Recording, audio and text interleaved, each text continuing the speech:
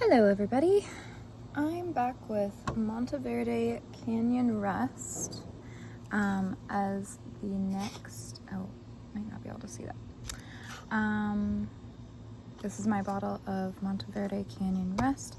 We are back with the Brown Inks Challenge that I have going on since last summer, which, yes, it's been a long time to do. I think it's going to end up being 15 days plus one, so 16 days, 16 different inks is what I'm going to end up doing. There's an edition of Ferris Wheel Press, can I remember the name? Workshop Wishes. And yeah, so it's taken me a long time to get here. It's been sometimes a very fun and rewarding challenge, and other times it feels like I'm being held back. But I am glad that I've done it and that I'm sticking it out, because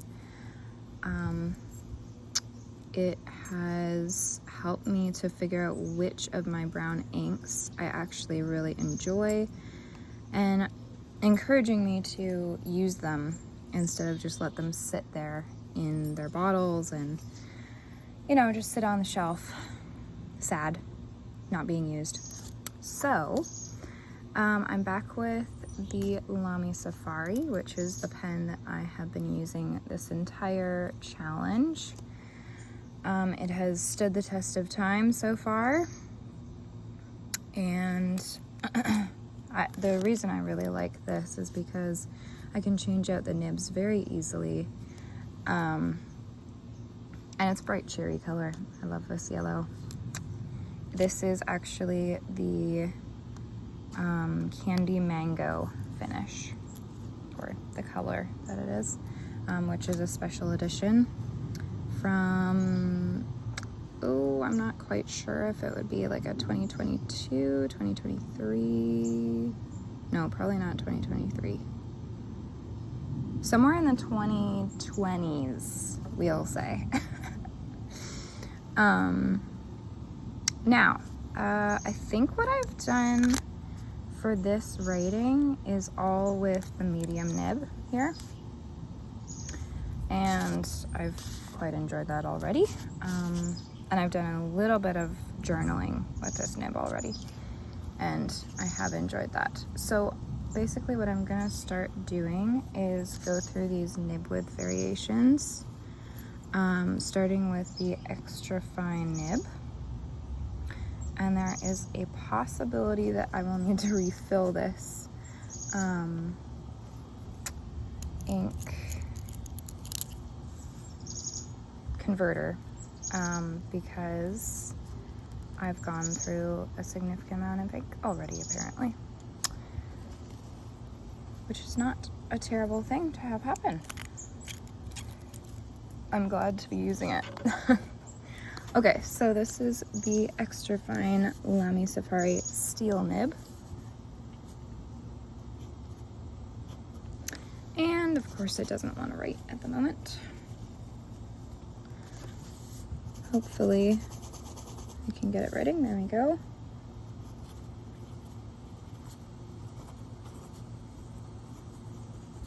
And I'm hoping that you'll be able to see this. I might be blocking your view. I'm sorry.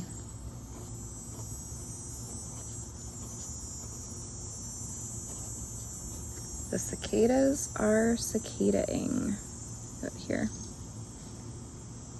Well, at least one.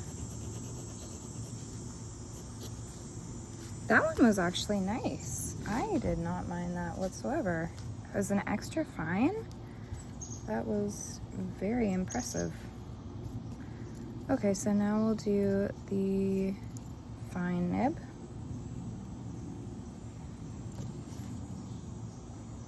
Hopefully it will start writing more easily. A little bit of a hiccup right at the initial writing, but that is working quite nicely.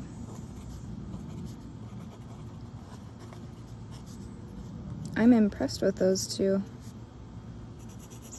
That's wonderful.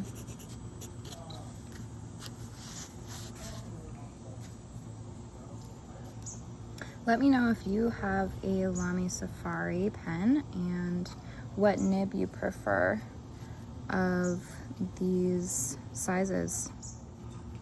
Next we're going to the medium. Where is that? Right here? Yeah.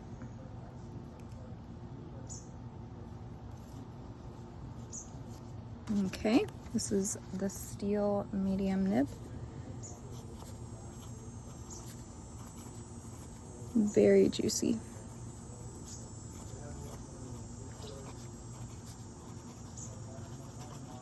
That almost makes me think it's a broad nib, to be honest. I may find the broad nib to be too much in this case. Very glad that those finer nibs are actually quite nice with this ink. That's a good sign.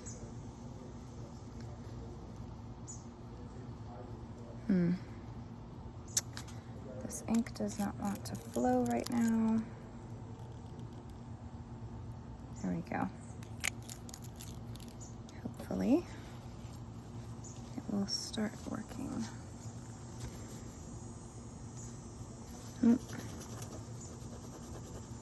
I say hopefully, but oh, it doesn't want to work. Oh my, already getting very inky fingers, and that looks blood-like. Come on.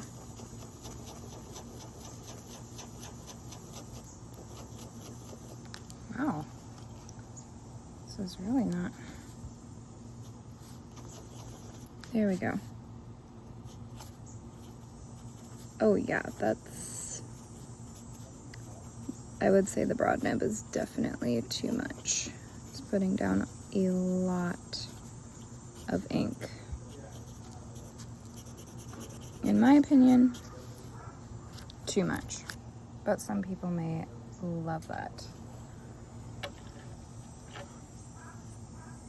Okay, and then next we have the 1.1 stub nib.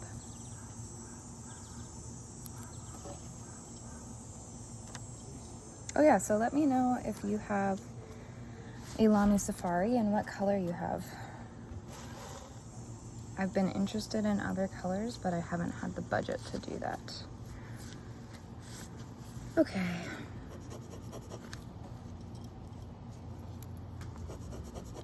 There we go.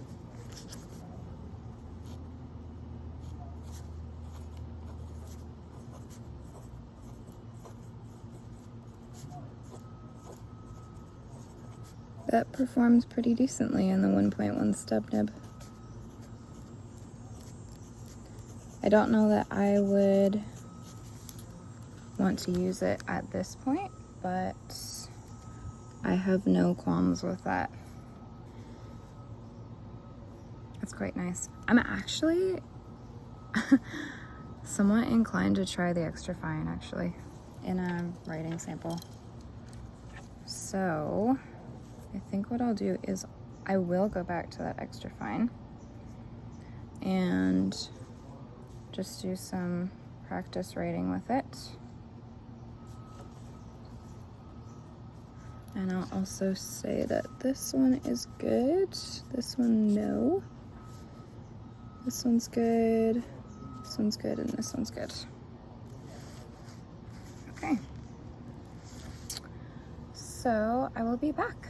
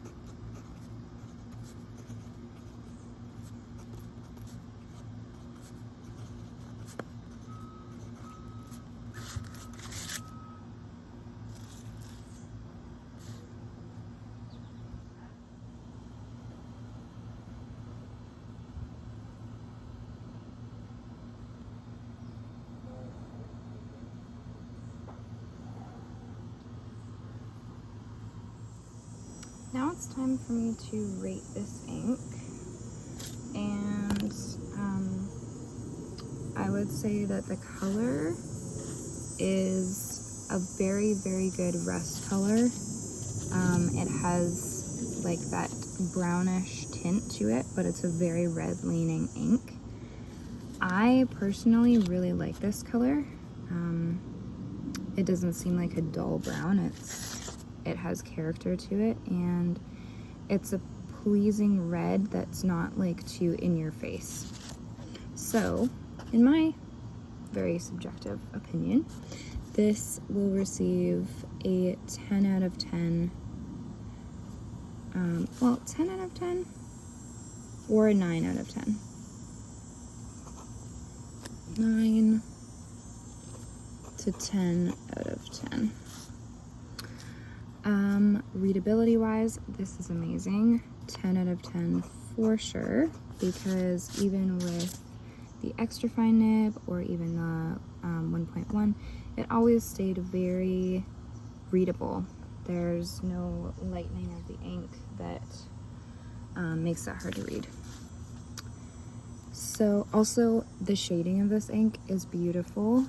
I don't know if it's as visible in this particular nib, but even just here, like where it says flow scale, I think you can see that there's some shading that's happening there. That is beautiful. I do love the shading. Flow scale, I think I would say that this is probably a little bit above average, maybe mid average, although it is definitely on the wetter side there, isn't it? Okay, so maybe closer to wet. Put it there. What else? I guess I need to share an overall rating of this ink, which I think would be,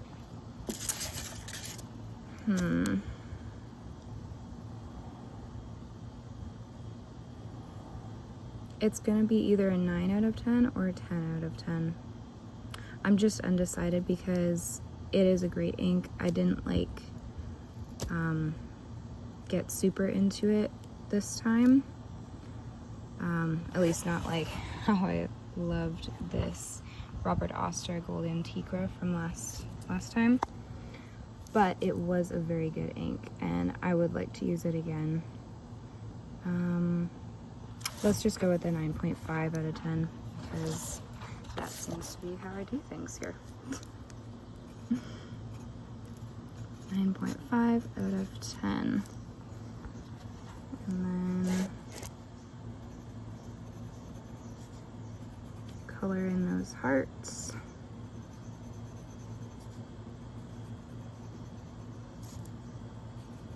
These hearts were kind of messy this time. But there we go. And I have forgotten to put a splotch of the ink here, so I will do that now.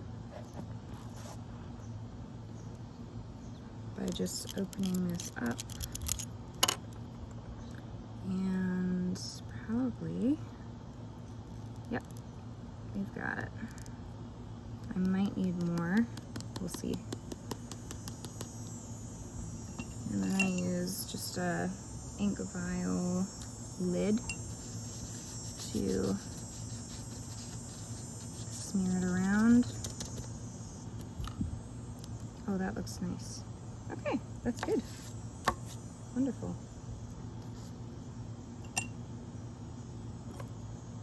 And I'll show you once it's dry what it looks like.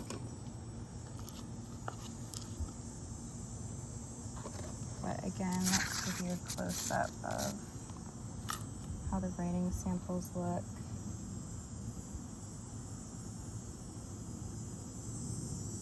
Highly recommend this ink.